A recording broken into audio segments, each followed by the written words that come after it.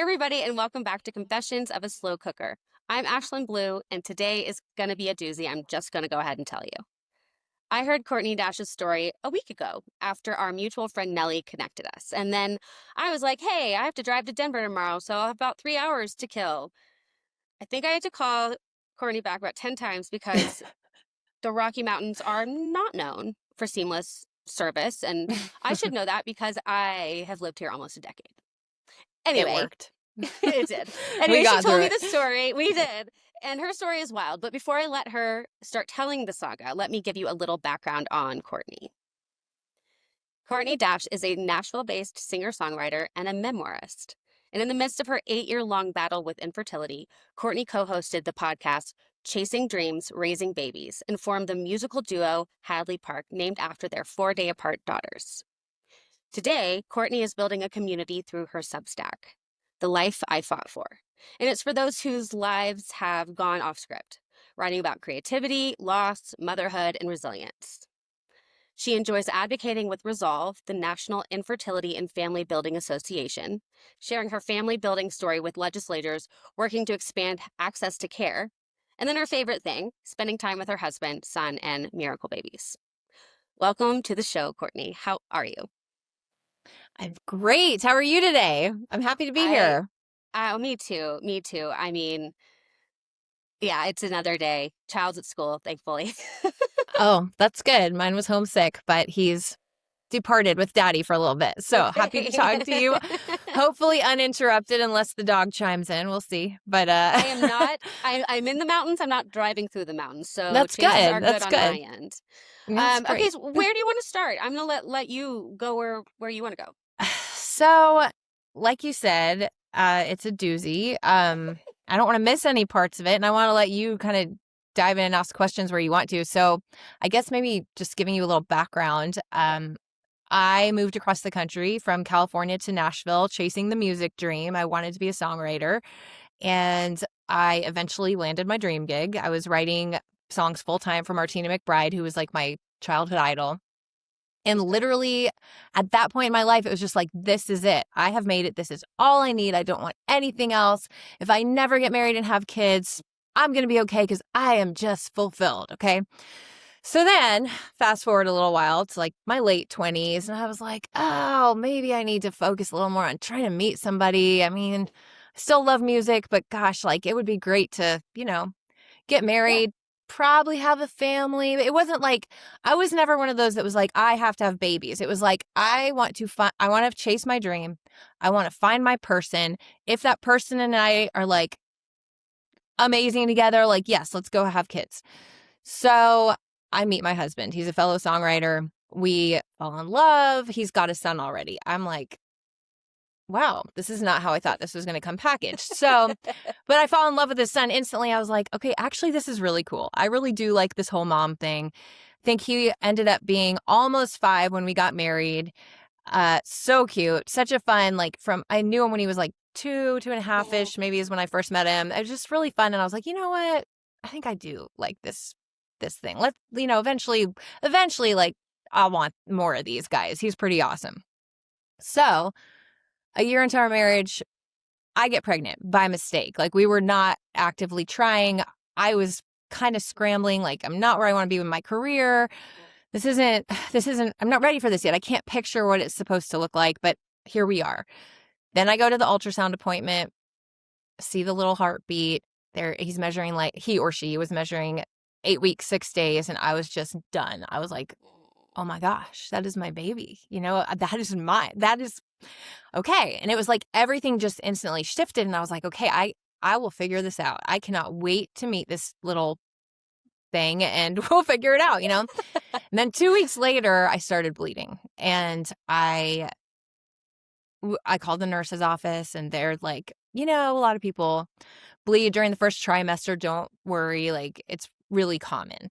Just call us back if you feel like you have a lack of pregnancy symptoms or, just it gets worse or whatever. So I get off the phone. I'm just like pushing on my boobs like 80 times a day. Just like, am I pregnant still? Do these still hurt? Yeah. I was like, I still am so tired. Like this, I think I'm still pregnant. But about another week goes by and it's like, this is still, I'm still bleeding. Like, this does not feel right.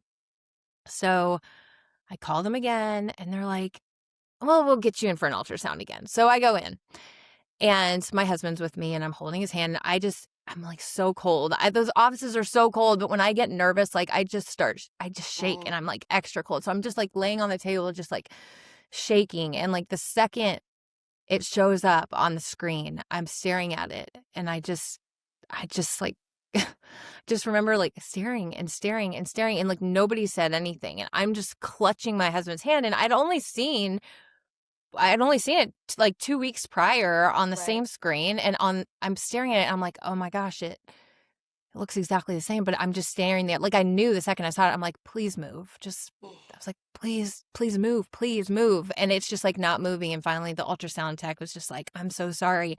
And I mean, it will forever be one of the worst, most imprinted in my mind, like days of my life, because it's like I just like wrapped my brain around it being here and this started picturing the new life like that I was going to live and just, all the things that you get excited for. And then it just ripped me out. I mean, I slipped off the table. I like crawled on my husband's lap. I was making sounds I've never heard myself make. The tech just like slipped out the door. And I was just like, I mean, it was just awful. And, anytime something big and traumatic happens, like a death in the family or anything, like nothing else matters. Like the world just like shuts off and slows down. And it's like you are just in this moment when you're just like hyper focused on that. And that you realize that's really all that matters anyway. So we go through the motions. We go down the hall and meet with the doctor. And she tells me it was called a missed miscarriage. And it was still measuring exactly 8 weeks, 6 days, just like it had been 2 weeks prior. And of course, I go into all the questions like, did I take a bath that was too hot? Did I exercise too much or not enough? Like, is it because I was mean to my sister when I was a kid? Right. Like you go through everything, like in every single question, the doctor was like, no, we are so you did not do similar. anything wrong. I mean, I went through the list, girl. And then she's like, oh, you can have a D&C we now have to like figure out how we're going to get it out of your body because it's a miscarriage. So it's been not alive in there for quite a while. Right. And your body's not. Yeah. And I was bleeding, but it like was not moving itself along. And so she's like, we can wait a little longer and you can like miscarry at home, or we can schedule you for D&C and it'll be over faster. Your body will be back to normal faster because the hormones won't still be like the second it's all cleaned out, hormones will be gone. You'll be like, body is like, you're not getting pregnant. back. It's a reset. Yeah. Yeah.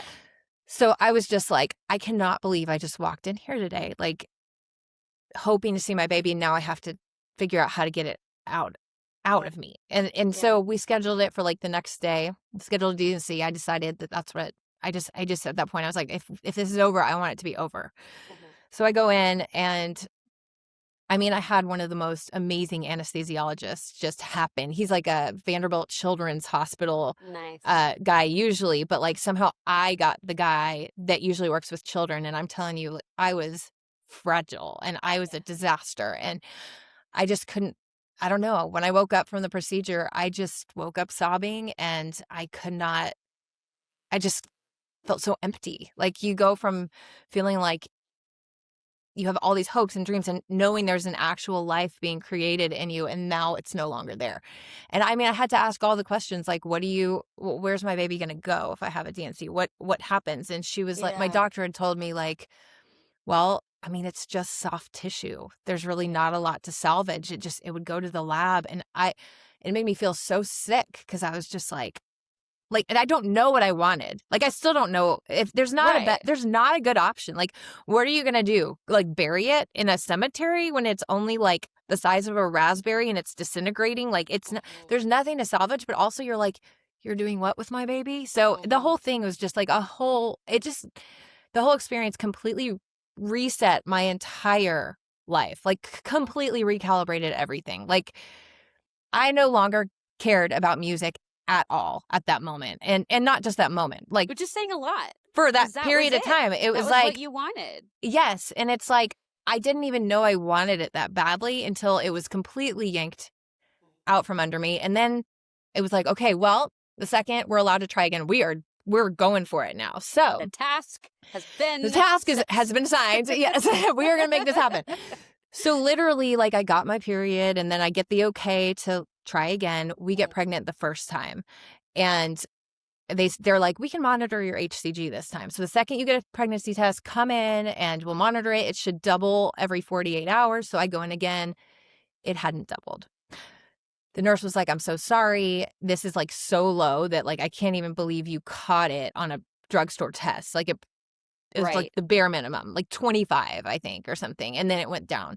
And so I'm sitting there like standing in a gas station parking lot on the phone, just like, well, what does that mean? I mean, I'd never heard of a chemical pregnancy. That's not a normal term for me. Like, she's like, it's probably just a chemical pregnancy, and it just means you're basically going to get like your period in a couple days. It shouldn't feel much different.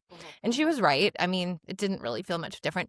But you know, your body still got a jolt of those hormones. You're still, and mentally, you're just like, oh my gosh, that I just lost another one. So after that, my doctor was like, you know what, we're going to do a slew of tests now, because you are now, I think it's different for, I don't know if it's different per state or per like doctor, or I don't know. But for her at that time, because I had had 2 losses, I was allowed to do all this testing, and insurance was going to cover it. So I had like, a whole hemophilia panel done to check blood clotting disorders. I had genetic testing of some sort. I know Dave did too, but I don't know if it was at that point or some other time for him.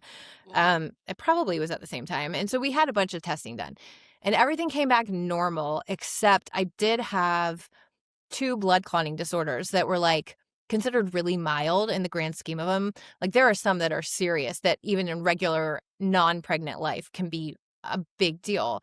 These are considered very mild. One's called MTHFR and one is called PAI1. And one's thought to like make me clot a little more, and one's thought to make me not break down clots as much. And it's thought to possibly contribute to miscarriage, but they weren't really sure. And so it was like, take a baby aspirin and take this methylated folate pill, so your body can like skip the conversion process of this certain B vitamin and all this stuff. And I'm like, okay, well, that sounds easy enough. So I start taking those. The methylated vitamin thing, just like, I mean, I was like laying on my couch and Dave would come in and he's like, what is wrong with you? I was like, everything hurts. Like, every joint in my body hurts. And so I know, super weird. Other people take this thing, no problem. But long story short, I was like, I just can't take it. I tried to crush it. I tried to take like little bits at a time and like build up to it. Didn't work. Well, how in the world is your body supposed to give you like a baby if you're like, I can't move? Oh, I know. Or, you know, I know. Like, I fit exactly. So that's my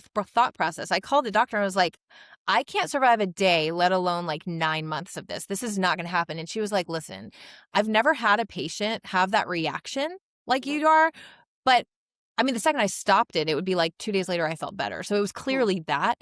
So she's like, listen, we don't know for sure that gene mutation like even affects pregnancy. It's just like an assumption that it might. So I'm okay with you just not taking it. So I just didn't take it. But then I had read up on it and all this stuff, and I was just nervous. Like, I mean, this B vitamins are so important for like spinal, like you don't want your kid to have spina bifida and like random like birth defects if you don't get enough. So then I'm like freaked out about that. So as you can see, like, and as you know, the scares start adding up, and in your head you're just like, oh my gosh, but what if this, or what if this, or what if this and this? And then it's just suddenly like you're stressed, and then you're not supposed to be stressed, but you're stressed that you're stressed, and then this cycle continues. And so it was just someone like, will tell you, just relax. Yeah, and you just want to punch them in the face, because that is, you cannot make yourself relax. It's not possible. So, and especially if your husband says it, you really want to punch that. I was like, you will not say that again. Like, oh my gosh. And he had his own stressful life happening at that moment. My stepson, we had custody battle at the same time. There were so many stressors that I was just like, how is this supposed to happen? Meanwhile, I started like being a psycho and tracking my, it's not psycho, side note. I don't mean to offend anyone with that. I'm just saying I felt nuts. I was psycho. And I felt, I was obsessive. like tracking my basal body temperature with on graph paper with a freaking chart, like highlighting where, oh, yeah, today's the day. Let's go. Like, and it's just, I mean, I knew my cervical mucus. I knew all the great stuff, and it's like, I start realizing, okay, maybe I'm ovulating late too. So I bring that info into my doctor and she's like, okay, I also asked her, I was like, should I go to a fertility clinic? Like, I've had 2 losses. Should I go to a fertility clinic? Which, honestly, from their perspective, what I had to that point was probably not that much. Like, they probably were like, I mean, no, you don't really need it yet. But she's like, if you want to, you can. So I was like, yes, I want to go to a fertility clinic. So I go to this fertility clinic in Nashville, and it just was not, I don't know. I probably shouldn't have done it. It was like the vibe was all depressing and dreary and dark, and the people weren't very warm at the front desk, and like all the things. I just felt like, oh my gosh, this is not what I need right now. And then it was just icky. And if I can jump in, yeah, just like any doctor's office or acupuncture office or anything that's like trying to calm you down or the suggest vibe that has you should to be yes, be the stress-free vibe matters. environment. Yeah, the aesthetics do play a part, and the front For person sure. should be It's quite like delicate. Yes, delicate, personable, wear a smile even on your bad days, like all the things, because you've chosen to take that job, and that job is bigger than you realize. So You're not at the front of a putt-putt golf. Like, no, different. I know. Exactly. So it was just one of those things. I went there and I was like, okay. So I talked to the doctor. He was like, we could put you on Clomid. It's a fertility drug. It's just a pill you take. It should move your ovulation back, and we'll monitor you with an ultrasound.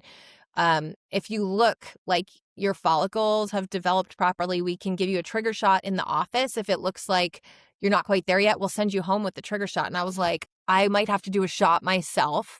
Like, I don't think I can do that, And this is a girl, I actually was choosing between like going into music or medicine. Like, I liked both. I'm fascinated, but the idea of having to give myself a shot, I was like, oh man. So I got lucky. They were able to do it in the office that time, and it was like on my birthday that year, and I was just pumped. I'm like, sweet, at that time I was 32, I want to say. Okay. Anyway, do the Clomid thing like that, doesn't work. I was like, I really don't want to do this over and over again through this clinic. I don't like it. And my regular OBGYN was like, I can just prescribe you Clomid, and you don't have to do the trigger shot, because for you, we're just trying to move your ovulation back. And once you release an egg, like, it should shut down your other follicles. Yes, there is an increased risk of like multiples, but without the trigger shot and everything, like, really, she was like, I think you're going to be okay just doing the Clomid. So I was like, oh, good. I don't have to go back to that place. So I do Clomid a couple more months, but she did say, you can't do this forever. Like, your follicles and everything needs a break. So I think she was going to let me do it like 3 or 4 months and then call it, make me take a break from it. So I did it a couple more months. Nothing's happening. And then I was just so stressed out. I was like, forget it. So my mom was like, let's go to Europe. I was like, let's go to Europe. So my sister, my mom, and I go to Europe. It was like but I still, in Europe, it's like, I didn't want to drink. I didn't want to do anything, because it was just like, what if that stays in your body? And what if when I get back, I want to try again? And what if, and it's just all that stuff. And so, I mean, I probably did have a glass of wine, but I wasn't like really, like, I was too scared. Right, you're not really living at that point. No, not at all. You're, and so, yeah, like, I got to spend time with them, but exactly. So anyway, it was still a great like breather, even though it wasn't a full breather. Get back on Clomid. She's going to let me do it 3 more months. On the 3rd month, I get pregnant again. And I was just like, oh, thank God. But then I'm just scared again. Yeah. It seems like it's going okay. My HCG is rising. I have not had an ultrasound yet. And I wake up one day. We have a cabin like an hour and a half from Nashville. I wake up and I'm just like, have this throbbing pain on my right side. And I was like, I can't have an ectopic pregnancy. I can't. I think I have an ectopic pregnancy. This is terrible. So I go to the ER. I call the on-call doctor because it's over a weekend. She's like, you don't have time to come back to Nashville. You need to go to the ER where you are, because, and I don't want to do that. I'm out in the middle of nowhere. I want to come back to Nashville. And she's like, Where they have like you 5 go. hospitals in a row. Right, exactly. And she's like, no, you need, if it is an ectopic, you need to go right where you are ASAP. So I was like, oh, great. So then I'm freaking out. We go. Dave drops me off, I think, because we had my stepson and we like didn't want him to know what was going on. He's little. He doesn't need to know any of it. So maybe they stayed with me for a little while, but then I think they left.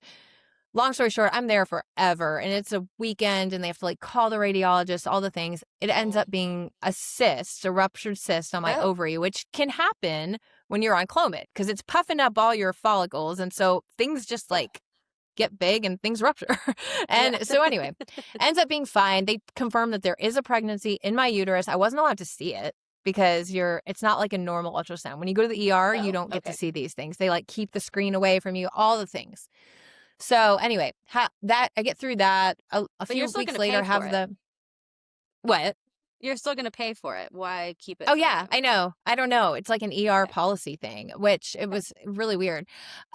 So anyway, get through that. I'm like, okay, so ruptured follicle, whatever. I go in for my regular ultrasound with my OB like a week or so later and I see the baby. Everything looks great.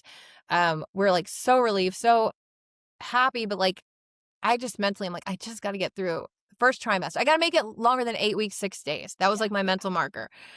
So get that far. I'm in like, I saw you crocheting earlier today. It's like I was in this weird phase where I felt like nothing was going right in my life. So I created an Etsy shop called the Burlap Shack.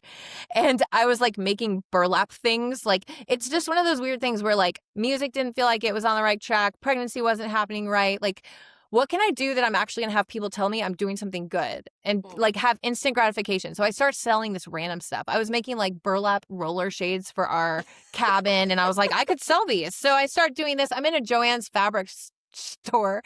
I love buying Joann. Like burlap. What? I love Joann. Oh, I know. I think it's gone now. The one that was here in like in Cool Springs. What happened? I was like, it was so sad. I know. But I was there and my husband and stepson were next door in like Sports Academy or whatever the store was. And I literally squat down in there and I was like, oh my gosh, what is that? And I feel this piercing, like sharp pain in the back of my thigh. And so I call the doctor. And of course, it's a weekend again. And she's like, okay, you need to monitor it. Are your ankles getting fat? No. But I'm just like, oh my gosh, I'm having like, I can visualize. It's called a DVT. No? Oh yeah, I'm like in the car. Like I literally am like, no, my ankle's fine. It still hurts, yes, but maybe not as bad. But so there's this thing, a DVT is a clot that starts in the back of your leg, like and it can travel and lodge in your lungs and cause a pulmonary embolism. So I'm freaking out. And like, why do I know this already? I don't even know, but I did. And so, probably because I had the blood clotting disorder. Yeah, so I was like, what if that? And this so is very possible. Anyway, yeah. And so she like talks me off the ledge, but I had it by chance, like had an appointment with my OB the next day anyway, just a regular checkup. And then they scheduled like an extra like ultrasound for my veins in my leg. So I go, everything's fine.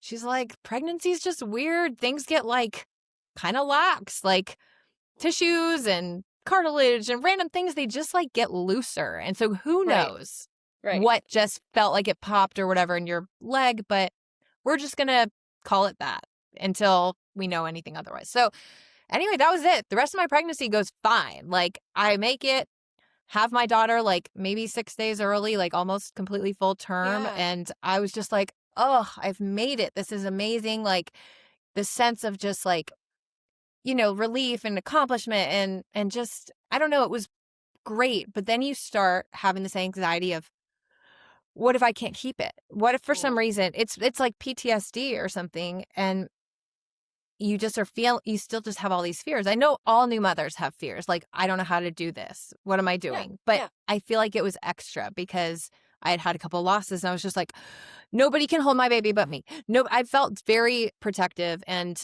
she just seemed to want me anyway. Like she didn't want my husband. So I was like, I'm good. So I was just taking on like a lot and whatnot, but it was okay. I mean, we were making it and everything was going smoothly. And by chance, I had a friend that was also a songwriter and she had a baby 4 days before I had mine and it was a girl. And we were like, it's just really nice to have a friend that's like got the same timeline with their kid as you.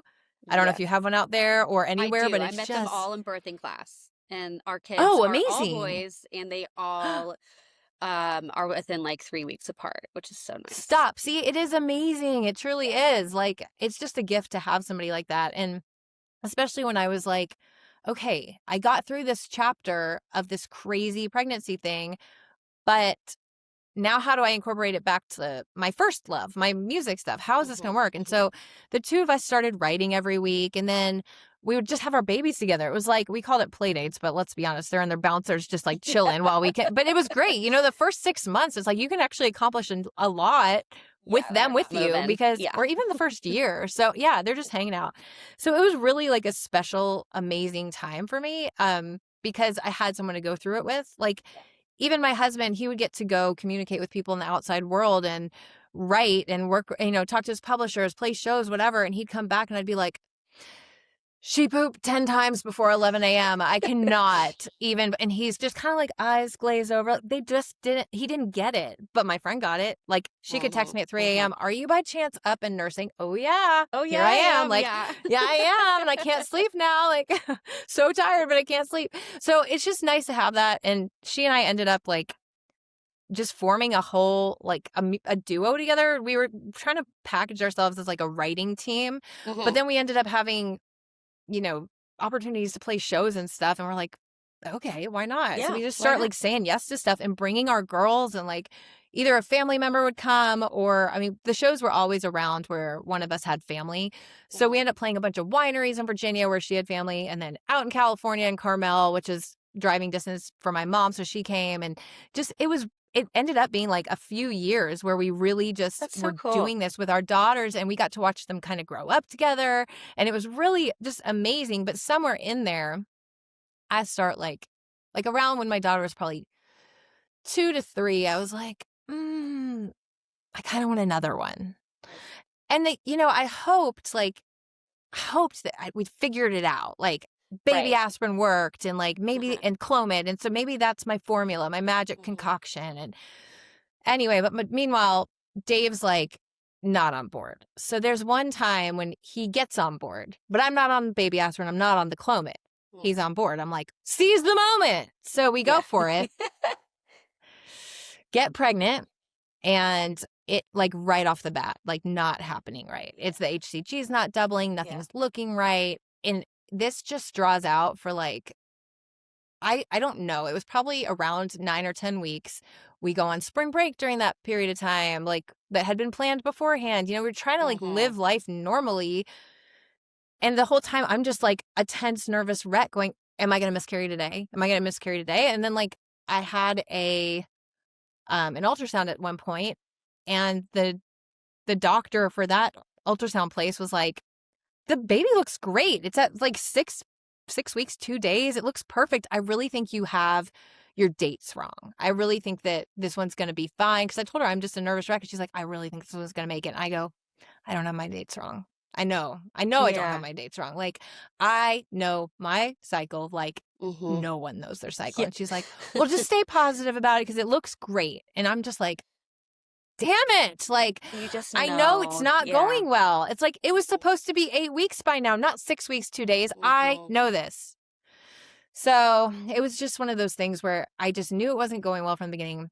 So I'm back in Nashville after spring break. I'm playing a show with my friend. We called ourselves Hadley Park, named after our daughters, Hadley and Parker.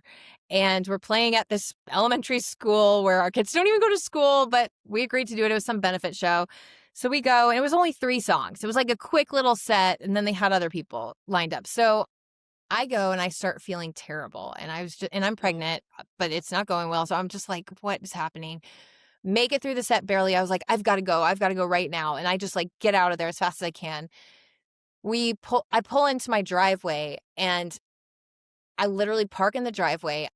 Can't even lift my guitar. I literally am just like this. I feel something is not right. And I text my husband from the driveway. I was like, can you please come get my guitar? And I run up the stairs. I go straight up to our room. I'm like in the middle of changing into like my pajamas. I literally just felt really bloated, but like, and it almost felt like super, like if you were gassy, but like there was no gas, like nothing's happening. I was pressure? just like, what?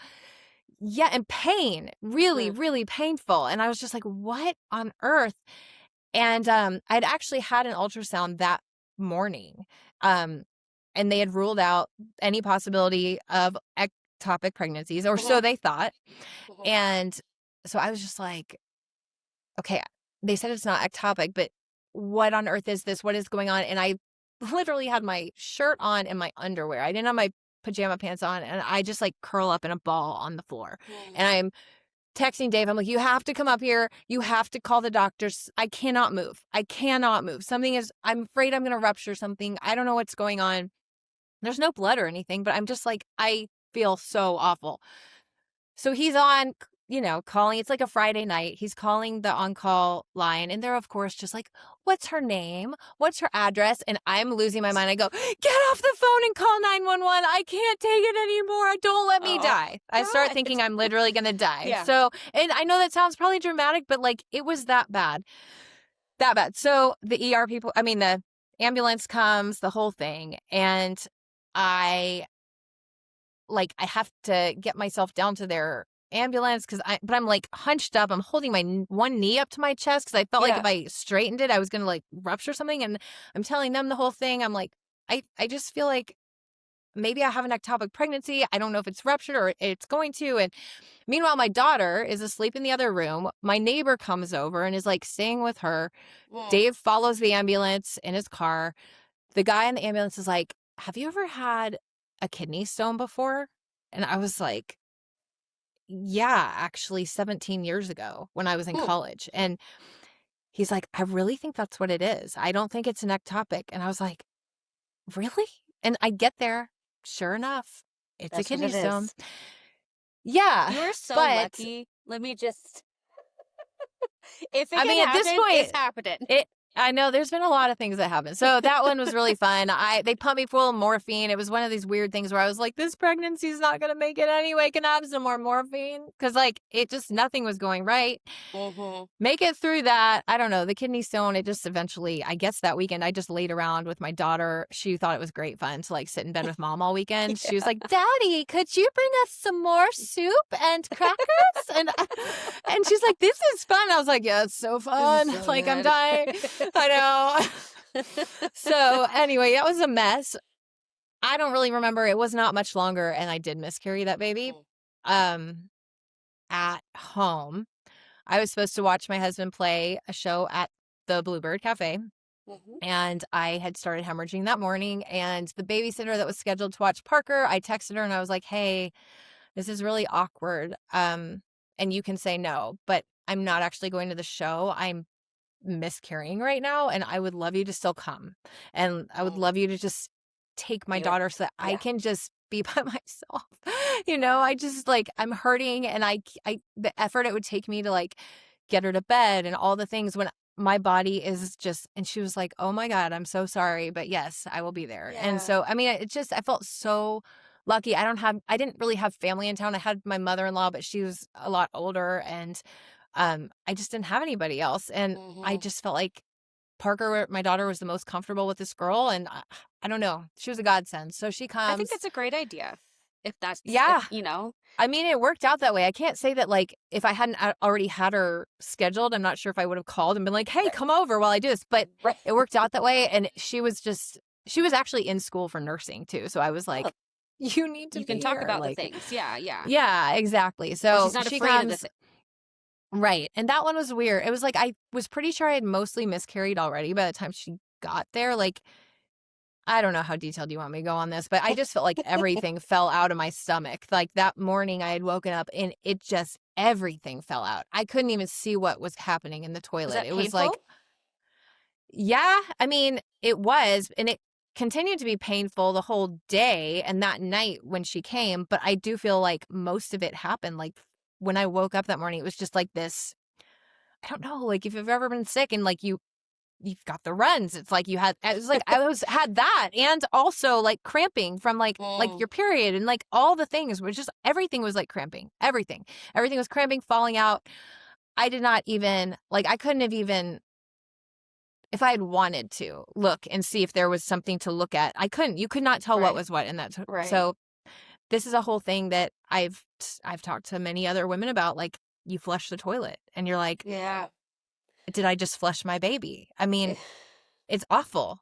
But That what is else a are you supposed to do? mind It warp. is. It is. And I mean, I have friends that have also had that happen, and it's not going to pick a spot. It's happened to people in airport bathrooms. It's happened to people. Like, what are you going to do? And this is where, like, it is so hard because there are no right answers, and there's nobody that's people that have been through it can talk about it and sympathize and empathize, but people that have not been there, like, they feel like they're at an extra loss, I think, because they're just like, I don't even know what to say. Well, we don't really know what to say either. We've been through it and we still don't know what to say, Yeah. but it's just awful. It sucks. So that one, that was pretty traumatic. And then my husband was like, I do not want to do this. We had a lot going on. I think we were in the middle of custody case number 2 for our stepson or something. It was just a nightmare, like so much stress. Didn't have it happening. Another year or so goes by and he's just not on board. And that was so hard for me because I still was just like, I want another one. I love my daughter so much. This is the best thing ever. Why would I not want another one of these, you know? And how old are you at this point, do you think? I think I was, okay, if she was born when I was like 33, so I was probably like 35, 36, somewhere in there. And you know, I'm starting thinking like my clock is ticking. Like I am now geriatric in pregnancy world. So Dave doesn't understand this. He's 10 years older than me, but he's just like oblivious to all this. Like he's got his great qualities. But I was the one that had to monitor all this stuff. I was the one that really digested and processed the information from the doctor and did all the Google searches and all the things, you know, and it's my body. So yes, maybe some of the problem was him, who knows, but it still falls on me because I'm the woman who's got the cycle, who's got all the things like monitoring, you know? Yeah. So it's just a lot. But I finally, we get to a place in life where like Parker was about 4. So I would have been like 36. No, yeah, she's 4 or 5. So 36 or 37. And life is feeling less stressful. Dave and I are like in a good place with everything. Like we're feeling good about our relationship. We're feeling good about like finances are feeling a little better. We'd been like in a hole for a while with our custody cases. Like it just, everything was just feeling better. Parker was like so self-sufficient by age 4, you know, you're not worried about her like plugging something into an electrical socket and like hurting herself anymore, just all that stuff. And I was like, Dave, I still really want one more. And he's like, oh my gosh, can't you just be happy with what we have? He's like, we have David, who was my stepson, who lived primarily with us. And he was, if Parker was 4, he would have been around 10. So 10 or 11 in there. And he's like, we have David, we have Parker, we're good. We're man-on-man coverage. Like, this is great. And I can't explain it. I mean, it's one of those things on the outside, people can judge. I probably would have judged when I was younger and didn't have kids. Like, you've got 1 or you've got 2. Like, can't you just be happy? And like, that's essentially what my own husband said, but you can't, you want what you want. And like, there's not always a rationalization possible with certain things, but I just felt like I was not done. I needed to go for it again. So we start the whole process, the Clomid, all the things. And I got pregnant. I don't think it was the first try, but it was, you know, one of the first few. And then I'm 8 weeks, and, you know, my 8 weeks, 6 days was still my marker, like my mental marker, just from that first one. It's like, if I can get past that. So I make it around 8 weeks and I start bleeding. This time, I think I'm miscarrying because that would be my assumption at this point. But I go in and my numbers had been looking great, though. My HCG had been doubling like it was supposed to. And I'm in the ultrasound, sitting there looking at the screen, and they're like, it's a subchorionic hemorrhage. You're not miscarrying. And I was like, a what? Like, what are we talking about now? Meanwhile, I missed some things in there. Like, I've had random procedures. I've had a polyp removed. I've had, like, my tubes checked to make sure they're clear. Like, this has all happened in the last, like, I don't know, like 6 years or something at this point. But it's like, here's a new curveball. Like, we're just going to throw another one at you. And so what that is it's a bleed. It's a bleed right next to where the baby is attached to your uterus. So they don't even know why they happen. It's supposedly random. So supposedly random, but when my doctor went back and looked later, apparently I had one with my daughter, but like it was so small that it resolved itself. And so it was never even like on my radar with her for some reason. But this, and I never bled with her. So it was like, I didn't think about it. This, I was bleeding like so much that like if you took like food coloring, put it in a big cup of water and you just poured it, that's what it would do. But then it would stop. It's like you would stand up and you would just hemorrhage and bright red blood. And then you'd have nothing for like, I don't know, an hour, 2 hours. And then whoosh, there it goes again. And so weird. So weird. So I'm talking to my doctor. I'm like, okay. She's like, sometimes they resolve on their own. Sometimes they don't. Sometimes people miscarry. Sometimes they don't. It does not mean you're definitely miscarrying. And I was just like, oh my gosh, this is insane. Like I have to like wait it out again and monitor. And I said, okay, I'm supposed to play shows in Virginia in like a few days. Should I stay? Should we just cancel them? Should I stay home? Do I need to stay in bed? She's like, I cannot tell you to stay in bed. There is no evidence at all That's gonna that help. would change anything. Yeah. And I was like, oh. So then I started thinking about it. I'm like, you know what? One of my childhood best friends lives in Virginia. I'm staying with her anyway. She's got 3 kids. What is it to just add one more to the equation? I'm going to go out there. Parker can play with her kids. I can just rest in between our shows. And I felt like I was going to have more help there than I would here, actually, because Dave was coaching Little League Baseball and all the things that like he had commitments and another kid that we were trying to take care of too. So I was like, I'm going. So we go to Virginia. And I'm hemorrhaging the whole time. It's like my friend, my duo partner would pick me up at my friend's house and I would just like lay in the chair in the car and literally lay there until we got to the place where we are going to play. I'd sit on the stool, play my song. She's like, I don't know. I guess she probably grabbed a stool too. We didn't usually sit, but I was like, I'm sitting. I have to. Yeah. I'm sitting. And then right before the show, I'd be like hemorrhaging and I'd be so scared that I was going to like bleed through my clothes. And then we'd take a break. I'd go to the bathroom and there was not a drop of blood.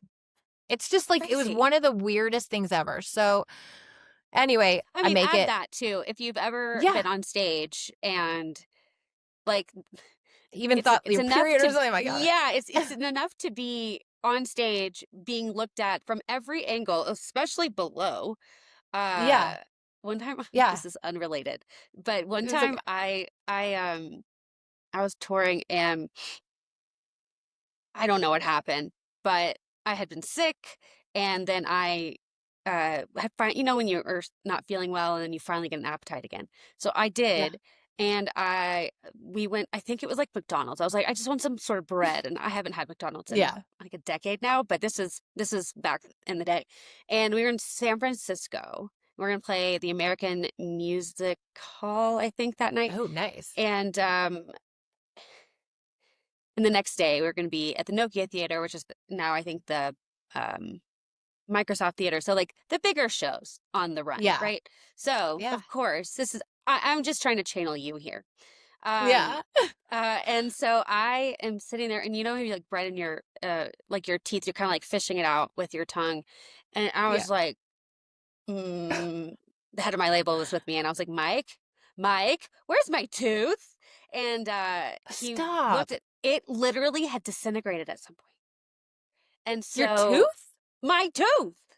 It's insane. What? And so I'm like, I'm gonna look like a hillbilly from Tennessee. Oh my gosh! Which was it? A front tooth? It was here. I'm like, okay, well that was lucky, but still better. But the reason it popped into my brain is that I like people are underneath you when you're on stage, and I sing really loud and high, and my mouth is open, far wide open as possible. For most of the time. My gosh! And so I was like, what am I gonna do? And I had to do the shows that way, and I was like, that is just added one more thing. So it's like I don't want to open my mouth, but I can't make the same sound if I don't open my mouth. But what if I forget the words now? Like it just like started to compound, and no blood, but I was like, they're taking photos. I know. These are the biggest shows of the thing. Like, oh, it's just so bad. It was crazy. So, I mean, ours ended up being fine. It was just bizarre, but I definitely felt like fatigued and everything. Well, you're losing a With lot of the blood blood. loss. Yeah. Yeah. Crazy. So I don't know. We make it through that weekend. I go back to Nashville and I was just like, I got to go in again to my doctor. Like there was a lot blood loss this weekend. So I go in. She checks with the little Doppler, like that, just to hear the heartbeat. She's like, it's still there.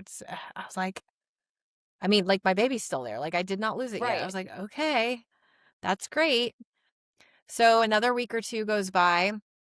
I make it to like, I'm like 11 weeks at this point and counting the days. Cause like in my head, 12 weeks was like the end of the first trimester. I think it's actually 13, but like for whatever reason, I thought it was 12. Yeah. So I'm like, I just got to make it to 12 weeks. And Dave, of course, we had this blood test between when I had Parker and when I had my next one. Like there was now a blood test at 10 weeks that you could like do to find out like if it had Downs and also the gender and like all this stuff. So we did the 10-week blood test. We found out it was a boy. And Dave was like begging me to just start talking about names. And I'm like, no. I'm not doing it. Not yet. I can't do it. So we go down to our cabin again for the weekend. And I'm like, I don't know, 11 weeks, 7 days, whatever it is, like right about to turn the corner to be, I'm like, fine, we can talk names. So we're sitting on the couch after the kids had gone to bed and we're sitting there, we're coming out with names. We kind of come up with one. And I was like, okay, I gotta go to bed. And I like lean forward and I get off the couch and I hear this pop. And I was just like, what? And I had stopped bleeding earlier that week. I was like, I think it's like tapering off. Like, I really might be coming. That's also why I was like, we can talk names because I think this is like coming out the other side. And I get up and I was like, oh no. And I start just panicking and I get to the bathroom and there's not a drop of blood, but there's all this clear liquid. And I was like, oh my God. I was like, I think my water just broke. Like, if that's even possible at 12, basically 12 weeks. What else could it have been is my question. I don't know. That's what I'm saying too. But when I told my doctor, she was like, no, your water can't break then. I'm thinking, why not? Why can't it? I'm telling you, my water broke. That's the question. My water broke because I woke up the next morning. I cried myself to sleep because I just knew. I was like, this is not good. This is like, it's so weird that blood would have been more welcome at that moment than what I saw because I just knew. Like, you do not have a viable baby until at least 22 or 23 weeks. Like, and that is like very, very, that's the possibility of being possible. It's not like, So I was just crushed and I wake up the next morning in a complete puddle of blood, go to the ER. They don't show me the ultrasound screen again because it's the ER. So I'm sitting there for hours. I'm trying to get the tech to break protocol and tell me I'm like hinting to her that I've had multiple miscarriages. And I told her the whole thing. I woke up in a pile of blood. I heard this pop. I'm just here to verify if I still have a baby that is alive or not. And she is just straight faced. And all she gives me is, did you say you've had miscarriages before? And I was just like, yes. Is that a hint? Like, that's not what I really want to hear, but is that a hint? I don't know. I had to sit there for hours until somebody read the ultrasound screen, then came in, and this doctor just like eventually comes in and goes, did anyone talk to you yet? And I'm by myself because Dave's got the kids somewhere else. Like, I didn't want them coming in. They don't even know I'm pregnant yet. So I literally am just sitting there, this poor doctor, like you could just tell he didn't have a lot of experience like delivering this kind of news. I'm sure he's had to do hard things before, but I'm like literally this woman by herself sitting there. And I was like, no, nobody talked to me. And he's just like, I'm so sorry. And I just, it was like not sobbing in the way that I sobbed before, like for my first one, but like tears just start going. And he's like, do you have any questions? And I was like, can you just tell me how far along it was? And he's like, 12 weeks. I go, to the day? And he's like, yeah, to the day. And I was like, my little baby made it 12 weeks for me. Cause it's like, that was my new marker after the 8 weeks, 6 days. I was like, I just need to get to the end. I was like, you made it 12 weeks, but it's not anymore. So that one was brutal. It was awful. I mean, I ended up having another DNC. And yeah, I mean, it was really, really traumatic. And one of those where you're just starting to go, maybe I'm not supposed to be doing this. Like, all the signs are pointing to no. But I wanted to try again. So we tried again a few months later. Which is like, if you didn't have one, I can see I feel like I just having the know. both was kind of like hard to like, I know my body I can do know. it. Why won't it do it? I And know. I mm, know. It's just one of those things. I felt really healed by having my daughter. Like the first two miscarriages, mhm, mhm, not that they still don't hurt, because I mean, yeah. I've made it through so far without crying, but there are days when I'll talk about it and I'll still bawl thinking about Mm, the first one or the fifth one or whatever it is. I mean, just, I just, she did heal me as best that you can be healed. But I had something to hold on to and you feel like you've made it. So then once I started miscarrying again, there was very much the sense of like, I have to have just one more now. I have to mm. now because it has to heal the damage that has been created Right, again, right. which, I mean, again, maybe irrational, but it's just how it felt, you know? So we try again, get pregnant. She's like monitoring me like crazy this time. Like all the levels look great. It's right before Christmas, but she's like, I want the levels looked like so good that Mm, my numbers were like in the 5,000s right before Christmas, really fast. And I was like, oh my gosh, great. Okay. So she's like, on 6 weeks to the day, though, you need to be in here having an ultrasound because I still just want to make sure, right. as at the most early possible, we want to make sure it's not ectopic. Well, I'd never had an ectopic before, so it was like, it's probably not, Okay. Yeah. but you know, I've had every other weird thing. So we go in and it was like at a different, it wasn't at my OB's office. It was a random ultrasound place. And they fit me in supposedly on their schedule. We show up and I'm not on the schedule. And so then I'm Oh, like freaking out because Dave's supposed to go out of town for something. And I was like, well, what? I need to be seen. So we call my OB. They fit me in there, but we had to like wait extra time in the waiting room. mhm. We're waiting. They kind of fit me in between people. We get in there and the ultrasound tech's like, I don't see a baby in the uterus. And I was like, but my levels are like up there. She's like, Mhm. I know. And it's like, I just know that. Like she's moving around and looking at an ovary.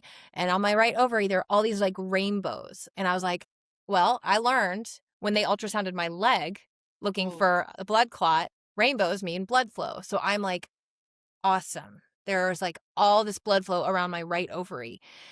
And she quickly gets it off the screen, like click, click, click, measures something, click, click, click, and then off. And she's like, you guys can go back to the waiting room. But it's like, I already knew. I'm sitting there like in the waiting room, Googling, okay, ectopic pregnancy. Because Dave is just like, what does this mean? What does this mean? I'm like, it Right. means we now want to hear the words methotrexate, which means that it's not so bad that I have to have surgery. We want to hear that I can take this pill, which is a cancer drug that will kill all fast growing cells.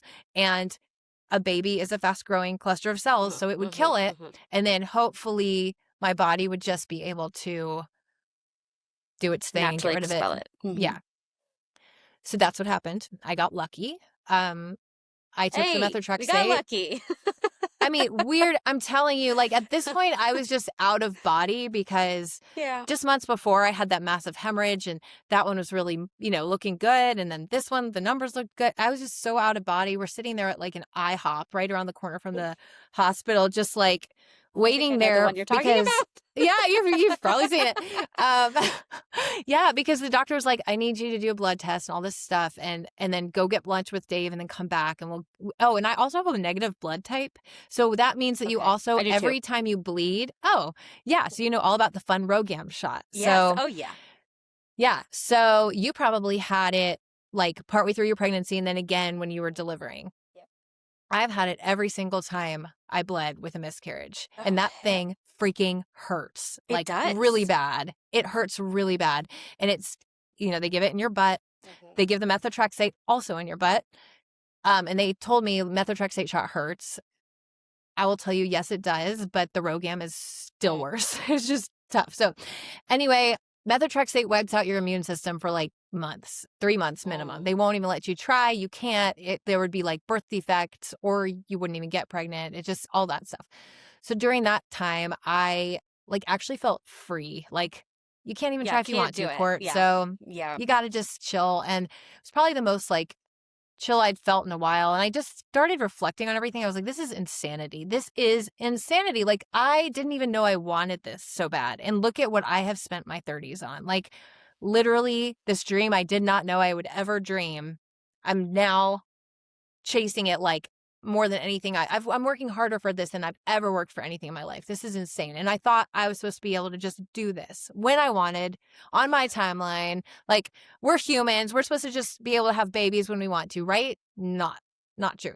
So I start writing it all down because I'm just like, this is insane. So I start writing what is now a book I've been writing about the whole experience. And it just, I don't know, it was, therapeutic and everything too. And I just really wanted my daughter to see what I went through to get her here. Yeah. Someday. Yeah. Just to know I really wanted her so badly, And so we go through that. I start Clomid again, and I'm like, we'll give Clomid like one more shot. But I start thinking I would really like to try IVF. We've never done it.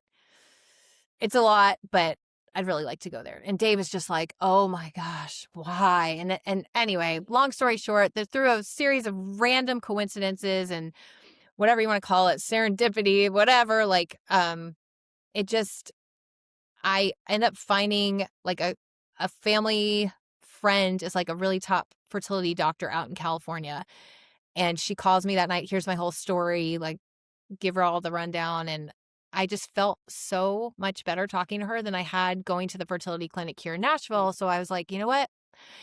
It was near my parents' house. I was like, I'm going to do that. If we are going to try IVF, I'm going to do it. But meanwhile, I was on Clomid again, got pregnant, had another chemical pregnancy. And I was just like, okay, I'm done. I'm done trying. Yeah. And my husband, meanwhile, says, I'm done too. Like, I'm really done. So you get one chance. You get one more shot. However you're going to do this. If it's IVF, we're doing it once. We're not doing it 5 times. Right. Right. And then we're hanging it up. We've got a boy, we've got a girl, we've got a good life. We got to call it quits and start enjoying it at some time, Which I get. I get so, that sentiment. Yeah. I do too, but it's just so hard when you like. Right. I get both sides, is what I should have said. Yeah. No, I mean, like, that is one of the hardest things is how do you know when to walk away? How do you live with it? All of that. And I know you've got friends that you are probably going to be interviewing on the podcast coming up, or a friend in particular that can answer that question better than I can. But I did feel like when I went into the IVF thing, I told the doctor, I said, one shot, give me the works, like throw it all at me, because we don't have time to be like, oh, well, if this one didn't take, we'll just try again with another one. It's not happening. One time. Is it. Yeah. And honestly, all the years leading up to that were so stressful because I just felt like it was all in my control. It was all up to me. I had to be doing something wrong, or my body was doing something wrong, or whatever. But with IVF, I had not the thought of IVF years prior sounded like, oh my gosh, that sounded like so much work. There's no way I can't do that. But by this point, I was like, that sounds like a relief. A little different now. Yeah. Yeah. Like, actually, you go ahead and hijack my body. You go ahead and tell my body what to do, because it clearly cannot do something right. Just do it. Yes. And so and I literally wanted it so bad that I wasn't scared of the shots anymore. I was not scared of anything. And I felt so relaxed for that whole process. I was doing acupuncture. My clinic actually was in the same building as an acupuncture place, and they worked with them frequently to like send their clients over, and you would get acupuncture like right before the implantation and right after and stuff like that. I mean, I just felt like, you know what, this is great, because I'd also gone down random rabbit holes through the years of like, acupuncture and cranial sacral therapy and whatever else. And these things, whether they help or not, they did help me feel a little more relaxed in the moment. Yeah. I feel like anxiety would creep back in, but I just felt like, oh, I've reached a point where I have now a scientific IVF clinic telling me I can also do acupuncture, and they're working together. I was just like, you guys got this. Like, I'm just going to do whatever you tell me to do. So I got lucky. I mean, the IVF, it all worked for me on the first try. And my son is amazing. I did start hemorrhaging with him at 11 weeks. I was on very, very big blood thinners. I was on Lovenox, which was another shot. And maybe that's what worked. Maybe it's that I wasn't stressed. Maybe it's a million things. Nobody will ever know, because the doctor was like, I produced plenty of good embryos. So it doesn't really, some people, they'll get all their embryos back and they're all genetically abnormal. And then that tells the doctor something, But for us, it wasn't like that. We had like one that was genetically abnormal, but it was just a fluke, she thought, and all the rest were good. So it was like, okay. So to this day don't know why. Like I will never have an answer probably Yeah. as to why I kept losing them. They were all lost obviously in different ways, and Mhm. that's just really hard to wrestle and come to terms with. But that's my story. I mean, it's just how it went. And I'm just going to probably forevermore be like wondering why and being so Yeah. grateful for what I have and glad that I mean, I'm a much different person than I was going into the whole process. I'm more patient. I'm more like understanding. I'm more grateful. I Yeah. mean, all the things. And I also still grieve the person I used to be because Mhm. she was just very like gung ho and let's do this and all this stuff. And now I'm just a little more tentative about a lot of things, but I, appreciate where I've been. But also I like to talk about it and I like to bring awareness to it because I just feel like we don't talk about it enough. I think it's great that you're Yeah. doing the podcast for that reason. And I'm through it now. So it's easier for me to talk about it, I think, Yeah. than Yeah. people going through it, you know? Well, and that's the So thing. This podcast is not really meant for someone, it can. It depends on the person and the yeah. situation and how they feel about it. I have a lot of people who want to come on, but not yet, and I'm like, Yeah. yeah, I don't care. Get it. I Yeah. think this story, like they're in the stage where they're like, things were not working out for 3 rounds of egg retrieval. And so then they had to Yeah. do egg donor, but still just pregnant. So don't want Yeah. want to rock the boat because you've also had all these. It's not the same kind of loss, but it's loss just the same. Yeah. Um, to think that your body may stop cooperating at any moment, and Hmm. so this platform is not so much meant to be for the people talking on it to be in the midst, but someone who's listening in the midst can get a Yeah. lot from it because it's like, I Yeah. haven't tried that or hadn't thought about that. And it's not about, I feel like with your story, um, you've had so many twists and turns, like again, Yeah. the doozy of the doozies. Like Yeah. I you've know. like done everything, and so I feel like that alone would be like, okay, if nothing else, if someone has gone through 1/10, they can still think, all right, something worked for her, and Right. if And that nothing is else, a good point. Yeah. it's a I'm testament to also you try, like you said, writing it all down for your daughter and now son, um, to say like, this is what I went through. And also it is cathartic to write about it. I wrote, yeah. I have my journal from that time, just like for reference over here, Yeah. but also so you don't forget because Oh, it's a lot. it's I so know. in your head when you're in it and you can Yeah. remember all the numbers, all the stats, all the things. But the minute Yeah. that you're out of it, I there's know. something that kind of washes away Yeah. some of the terrible. I felt the same way about divorce. I painstakingly wrote about stuff all the time because I needed to get it out of my system. It wasn't, Yeah. for any other reason. I wasn't going to share it with the world. Right. But then, after everything was all said and done and I had moved on and met Marcus, I could only remember what I read. And I was like, oh yeah, oh yeah. Right. And Right. that's great. That is so great for your nervous system that Yeah. that it's not sticking in your brain. Yeah. However, for the purposes of sharing, it is Right. so great It's to know all the details and all the yes. the little quiet moments that Hmm. you hope will pass while you're living them, but that someone else is now living that same moment, and Yeah. it is And I guess excruciating. for those people also, I don't wish my crazy story on anyone, but I also want to make the point that you don't have to go through what I went through. It's to feel grief and feel Right, right, terrible about. I mean, none of us deserve to go through any of it. I mean, my point is grief is not a contest. It's not like my right. grief is bigger than your grief because I had miscarriages and you didn't. Hmm. Infertility without like your story, I think you said you just couldn't even get pregnant. Like No, that is its I own kind wanted of to have a grief. miscarriage. I just wanted a positive test. I know. And it's like I get it. I mean, because I had months where I couldn't even get the positive test too. And anyway, all of it is challenging when you want something this bad, and it literally is something that is going to change the scope of what your Yeah. entire future looks like.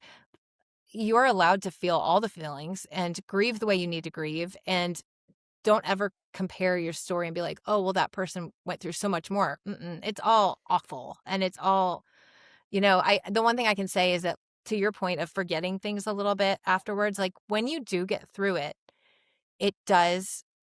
I mean, you're always going to carry the grief with you. You're always going to carry parts of it, and it's going to permanently change you, but Yeah. you're not going to feel it to that depth every day of your life going forward. It will become a distant memory. Like the more memories I have with my kids now, and just the more time that goes by, it's like, to your point too, I wrote down the IVF stuff as I was going through it because that was way too much to remember. I mean, I Yeah. can loosely remember my timeline of losses and stuff, but I can't remember what drugs I was on or, how many days I did shots until I look back at the pages. Look back at it. And Yeah.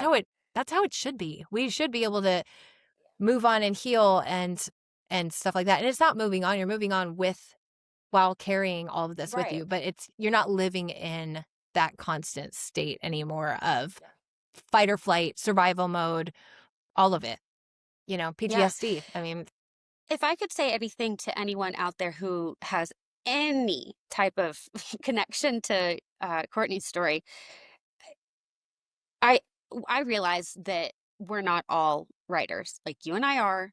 That makes sense. Like it's how we process and everything like that. But if you are, um, even if you're going through something that's really difficult and you're having a hard time talking to other people in your life and getting the words out in a way that you think either they will understand or that you just can't like I'm doing right now, can't really form a sentence, can't really put it into words.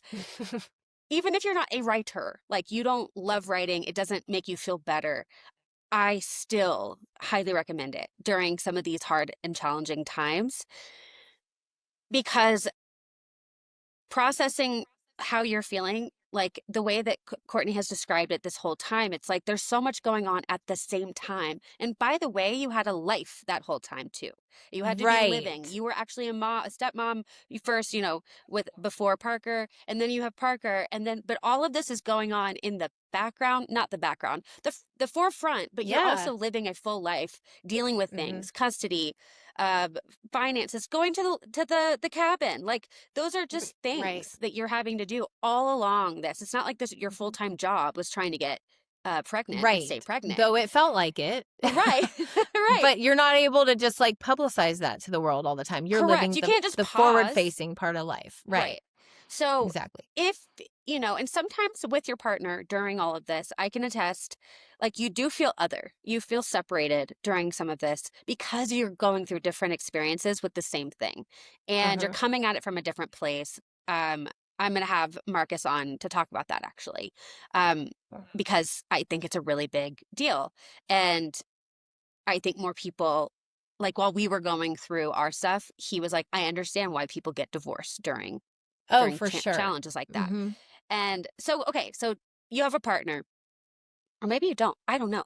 But if you don't have someone you can talk to about things in a way that will actually give you any relief, and like letting it out, writing in a journal that no one's ever going to see, ever, because it's up to you to share. Right. That can be just such a help, because you can write I started writing letters to Little Blue, actually. The day before I went up for my workup in 2022 for IVF. And obviously I didn't know where this was going to go. Now it's really cool that I have and I continued. It's just a journal to Archer now. And I tell him real things that are happening or whatever. But I found that writing to somebody. It's so much easier. Oh, you just are able, especially when you know that person's not going to read it. And, right. or now.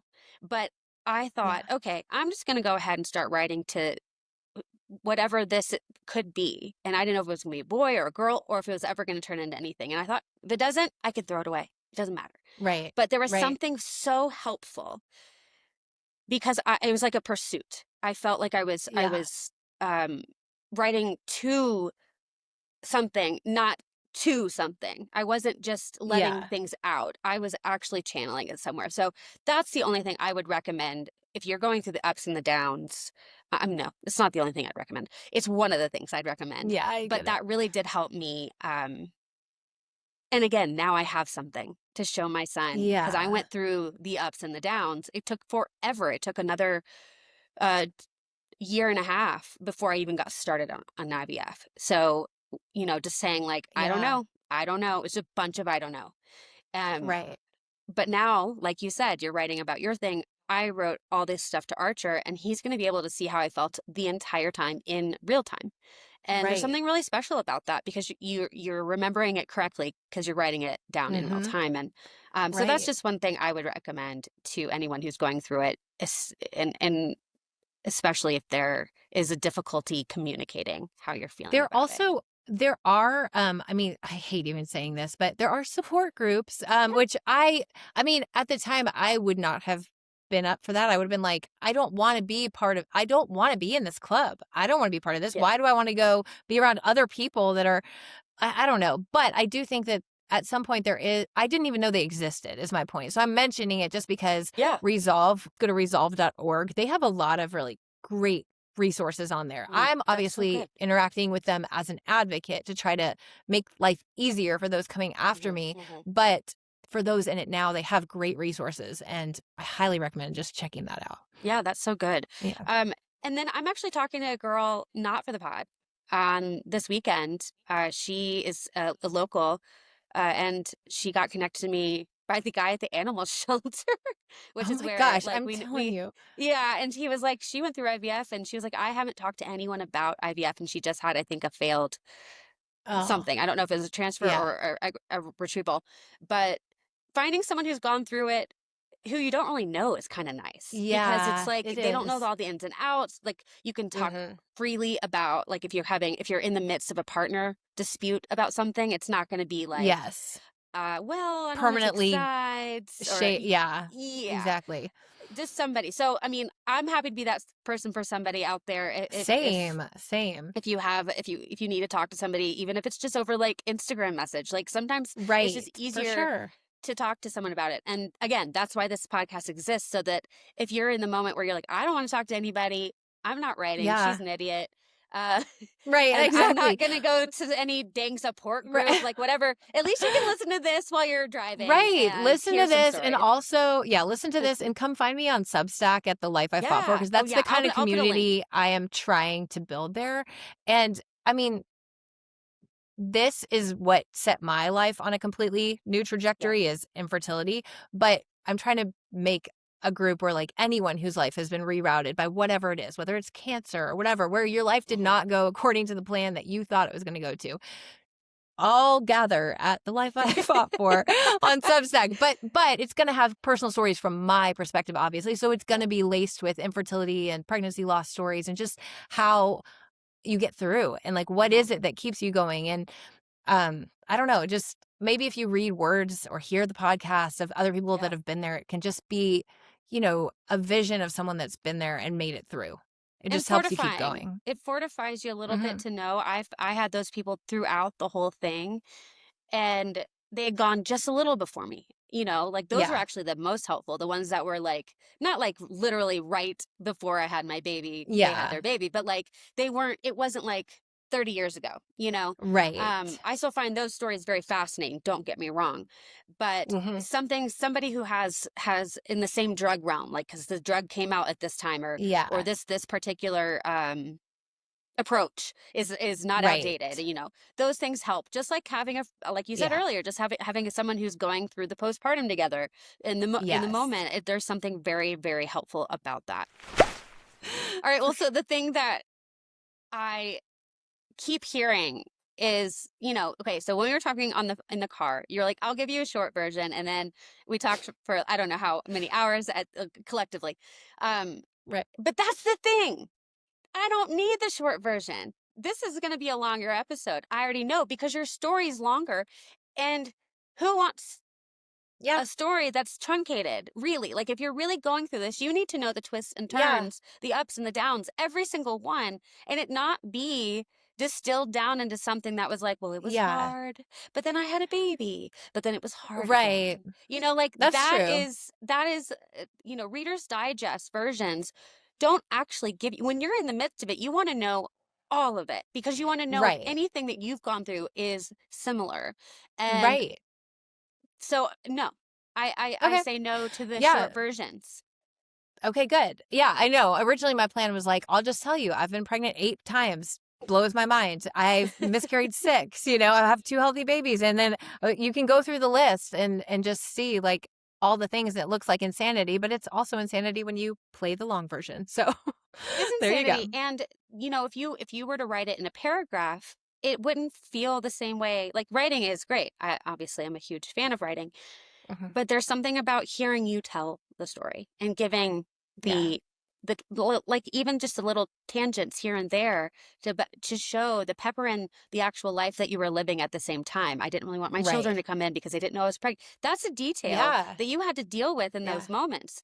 And Mhm. so I think that's why this form, I feel like, can be helpful not just to you to tell, but also for Yeah. someone in the midst, in Right. the thick, and someone who feels like I may be the only person who's ever no, probably Courtney went through it. Right. So, No, I am still hearing about things that I never went through, and my mind is continuously blown. I'm just like, that's a thing? That's a that thing? could I mean, happen. there's fertility is insane. It is It so is. complex. And all we learn is there's a sperm and there's an egg, and then you make a baby. And it's like, no, there's a lot more to it than that. So a lot more than that. A lot. Oh, Okay, crazy. I know. So let's move on to hot potato, and I'll explain yes. what it is for anyone who does not Okay. know. Hot potato is I haven't gotten my full like spiel on this because Pitch, every but single yeah. time it's a little different. But it's really it can be whatever makes sense to you when I say the next phrases. If it's something Okay. awkward that someone said to you, it can be something that was like advice, unsolicited advice, or an offhand comment that someone said, not really thinking it through. I mean, I was the stepmom first, so I get married, and then, people don't know that a year and I had the miscarriage and Right. then another one. So I did have other moms at school functions for my stepson that would be like, "Oh, are you and Dave going to have more kids? Or is just little David going to Just be it for you?" And it's like, yeah, someday. And then it'll be, "Oh, I bet you're still just enjoying the honeymoon phase." And it's like, yeah. So I had things like that, but I mean, those are minor. They're kind of like they still gut punch you, yeah. when you're Yeah. in it. But I did have a pretty big one. This is not to throw shade on my friends, but I had a group of friends that were pretty much my life during, like, my light and kept me going through this period of time. I didn't even talk to them all about Mm. all the details, but it was more like we were the stepmom club. We all were stepmoms first. Then they all got pregnant around the same time, but I got married after them. So it's like our timeline was not going to line up, and Right. I Right. wasn't trying anyway. Like, but they all had kids around the same age, and we would go to breakfast once a month, I think, or I think it was once a month, not once a week, but maybe it was once. I don't know. Whatever it was. I looked forward to this like you don't know, because Hmm. I got to just like not think about my stuff for Right. a little while. I got to watch their little toddlers throw their food everywhere, and we would catch up on other things in life. And it was like, it was just really good for me. I looked forward to not thinking about my fertility stuff and uh just being a girl, with my friends. Right. So I show up this one morning, and we were at Nashville, which I know Mm, you know I Nashville, do. and I was like, where are they? And I can't find them. And there's like a little room that is like usually a private room, but they were Mm. overflowing. The restaurant was so busy that they had stuck them in this room with their high chairs and all the stuff, probably because we were kind of like a mess as a group Right. because they got the babies. So their kids are in there, they're in there, and I walk in, and there's a different person in there besides our usual group. There's another girl. And I knew her. We were like loosely friends, not like tight friends, but I always liked her. Yeah. But first of all, first gut punch. I didn't know she was going to be there, and she is like 8 months pregnant. Mm. So I'm just like, oh, it's like one of those things where like every stroller, baby, pregnant person, everything, when you're wanting it so badly, especially if you've lost one and you start seeing women that are as far along as you should have been. Yeah. So this is like, I had had 2 miscarriages. I did not have my daughter yet. And I see this girl, and I'm just like, oh, okay, this is going to be hard. But I'm like, it's okay. I was like, oh, Yeah. hey, it's so great to see you. We sit down. And very quickly, it becomes apparent that the reason she's there is to talk to my friends about their birthing stories because she's about to have her first baby and she wants to hear all about it. And my friends had not told me that this other person was going to be there. Maybe you And wouldn't come that day. right, exactly. And all I can say is it was one particular friend that invited her, and she just, I mean, it's enough my own fault too, not just on her. Like, she didn't probably know I'd had the chemical pregnancy. I don't think I'd told her that one. She probably knew, I'm sure she knew I had the first miscarriage, but I hadn't told her details. Like, one of the friends in the group knew all the details. The other one there probably didn't really know everything. But it was just one of those things where, like, the second they start talking about it, I am sitting there just like stunned, and I just like a tear up. And then the poor pregnant girl is like, "I'm so sorry. I didn't know." And I was like, "You weren't supposed to know. You didn't. Yep. You could not have known." And then one of my other friends calls me after and she's like, "Oh my gosh, I'm so sorry. I thought such and such told you she was coming." And I was like, "No, she didn't." And then the pregnant girl calls me on the way home and she's like, "I feel terrible." I was like, "I'm sorry." And it was like the first time of many through the years where I felt it just sucked all around because I felt like I was stealing joy from someone else's moment. And I also just felt like, could you not have just let me off the hook and just told me not to come today? Like, from on the other side. And it just stinks. It's just it sucks for everybody, I mean, it's how it is. But anyway, so if you have friends, my 2 cents takeaway is like, if you have friends that have gone through it, just try to think of them if there's going to be a situation like that and just give them a heads up. Leave it in their court whether they want to come and be present or not. Like, but like, I still I want can to handle it. Yeah. Right. And maybe I would have. I just like, I could have mentally prepared. It was just so like out of left field that I was like, wait, what is happening right now? And I just wanted to throw up and I wanted to cry and I just felt mean. And it was like all the feelings that it just sucks, And that was supposed to be my light, the one thing my safe place of like not thinking about it for like the month. I don't know. Anyway, so that's my hot potato. Hot potato that I can think of. Yeah, and sometimes hot potatoes are so not malicious. They're not intentional. And it's just that's a good reminder that just when you have someone, and also that also makes me think, okay, do I need to let more people know what's going on so that they can work around that thought, And I'm not saying you should have done one thing or the other, but if people don't know, they can't, know. Well, it goes back to the whole thing where like you feel like you are failing as a human. You feel like there's this shame around it a little bit because you feel like you're failing at something that you're just supposed to be able to do. And that everyone else seems to be able to do. Like, it's like you see it everywhere. It looks easy, even though it's probably not. Or there's more to the story. They didn't just. And you don't want to be the downer all the time. You don't want to be the downer. And I was just like, oh. And so that's why that scene was like my moment where like they knew, but they didn't know deeply because I didn't want to be the downer. I wanted it to be the moment in the month where I knew it was going to be safe to not talk about it, not worry about it. So that is on me, like for not telling all of them how my emotional state was continuing to be months after my miscarriages. But also, but you didn't do just anything park wrong. it in your brain. No, I didn't. Like, I just wish it like it was on me, but like I feel like this whole fertility thing or post-divorce, like whatever you've gone through, that's like a big thing. There's no right way to do it. Right. I think you have to get really, really comfortable being uncomfortable, obviously, physically, emotionally, all the things. You're going to be pregnant anyway. Hopefully that's like if that's your goal, that's not going to be a piece of cake. And then you're going to have postpartum and that's not going to be a piece of cake. So get used to that. But if I could offer anything to someone who's, in the seesaw mode of where things may be going right, but then they don't go right, and then find one person to talk to about it. Like somebody, an anchor, if that's a parent, if that's a sibling, if that's your partner, somebody who can kind of help stabilize the seesaw, because that will at least give you like I think the ability when someone else can hold things steady just a little bit, and maybe it's not your Yeah. partner, maybe it is someone who's outside of Oh. the regular circle. Okay. So maybe it's that, and that's okay. Yeah. But what that can do for you, maybe if you're really, really lucky, is help you get used to your story so that Right. you can maybe take chances and tell some people who are close to you who are trustworthy with that information. But if you're holding things constantly and you're trying to right your own ship, I'm using a lot of Right. metaphors, sorry. You're doing great. It's I the love it. seesaw and the ship, whatever. But all If of the those seesaw sinks, like, and the train leaves the station again, like, we're good. Anyway. Yeah, okay.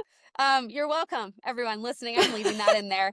I love If your seesaw is going back and forth, if you don't have any stability, it's really hard to get comfortable with Yes. what you're going through, and Yeah. it's going to be uncomfortable regardless. But being able to speak it to some people, some person, and maybe that could have helped in that situation. I don't know. Yeah. Yeah. I'm not trying to go back in your history.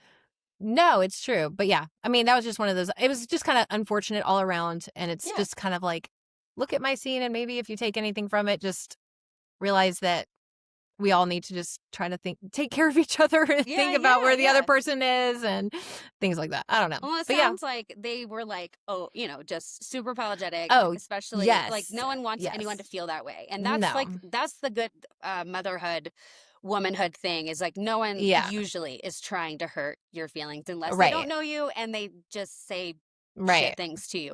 With my sister, if you've not listened to my sister's, I think it's the second episode. So it's Maddie C is her name. Okay. Anyone out there, listen to the hot potato section on that one. She got some weird stuff thrown at her, poor thing. Oh, really? Oh yeah, bad. Okay. So that said, is there anything else that you want to add? You've kind of given advice throughout. Sometimes I end there, but I feel like you really hit everything. I mean, if you guys have questions at all, like please reach out to Ashlyne, reach out to me, like whatever. I'm an open book at this point. I mean, the show notes, your Substack, eventually your memoir. I'll come back and retroactively change it and post about it. And yeah, I'm so thankful that you were willing to talk to me about it. I'm so thankful for Nellie for connecting us and saying she's a good person to have on because you have a story. And like you said, it is not about like the competition of who has it worse. When you're in it, it doesn't matter. Your loss is your loss, your ups are your ups, and your downs are your downs. You feel the same way. Maybe it's not as long-winded as your journey, but in the moment, it hurts all the same. And I am so grateful that you were willing to tell all the details, even just about like the blood, like that stuff I think needs to be talked about. I wasn't going to, I'm not editing that out. So, I mean, things are grotesque during this stuff. Yeah, it can be, and it it's is. not cute. And you feel like you're psycho because it just feels that way. So thank you so much, Courtney Dashe, for coming on Thank today. you for doing this. I mean, I think this is going to help a lot of people. So I appreciate it. I wish I'd had it back then. Me too. And so, yes, Courtney said this, but I'll reiterate. If you have a question for either of us, I will put all of our information in the show notes. And if you have a fertility story, or if we haven't talked about something on this show that you are experiencing and you want somebody to talk about it, maybe I can find someone in my life, or maybe you can come on. I don't know. Whatever the case is, reach out to us. You are not going through this alone. At least you don't have to.